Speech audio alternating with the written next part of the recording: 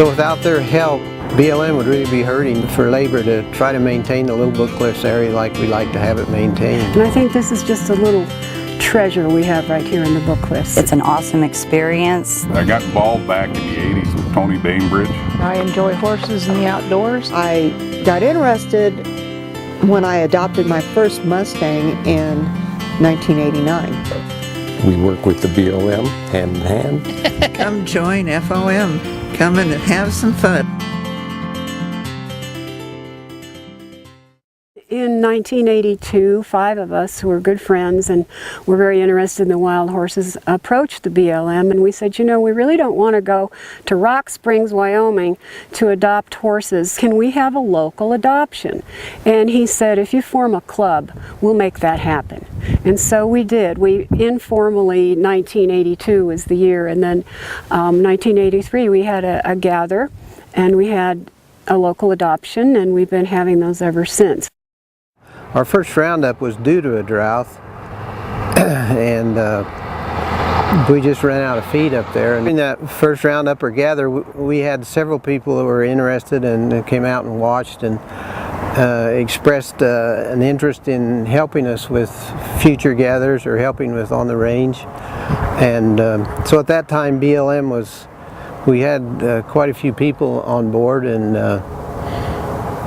Sam McReynolds, who was one of our range cons, expressed an interest in the wild horse area, and so we kind of assigned it to him, and he worked with about 4 or 5 different people in setting up Friends of the Mustang, and it was originally set up just to help with the Little Book Cliffs wild horse area, and we would go up and do trails and do springs, and when we would have a gather, they would help us with the gather and help us with adoptions, and kind of the same thing they're doing now, only about 4 or 5 people versus, you know, the big group that we have now.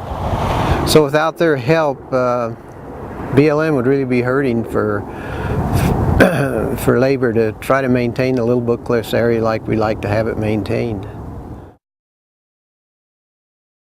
From the very beginning, I've just pretty much jumped in with both feet. I've been involved with so many things. I've been the treasurer, I've been the historian, I've designed the logo, I'd order jackets and shirts and all that stuff for everybody. I did the USGS observations and part of that study. I was a darter for many years, and then now I've become president. My husband introduced me to the top of the range, the North Soda area, and I just fell in love with it, and seeing the horses out on the range and free roaming. It was just, it's a nice calming, just pleasant atmosphere. And in 1999 they had a gather, and before that my kids and I would come up here and go riding. I don't live very far from here, and I fell in love with this one little horse that was kicked out because he was getting of age and becoming a problem for his dad, the stallion, and he kicked him out. And so I saw him all by himself alone. I just watched him from there on, and then in '99 they pulled him off and I adopted him, and he's really the whole reason that I got so involved and just jumped in with both feet. He has a distinct marking on his back hip. It's like a crooked upside down heart, and he's beautiful. Cody's father is Wyoming, a stallion that was very well known. He was the ambassador here in this area. If you ever came here to ride or hike or anything, you'd always see Wyoming and his beautiful babies that he had through the years.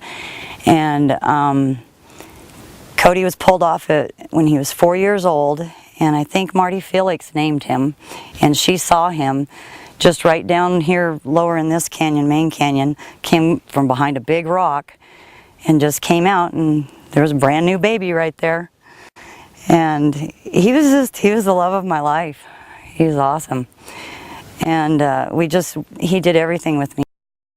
He'd come up here and check springs and tanks. He helped me do the USGS observations.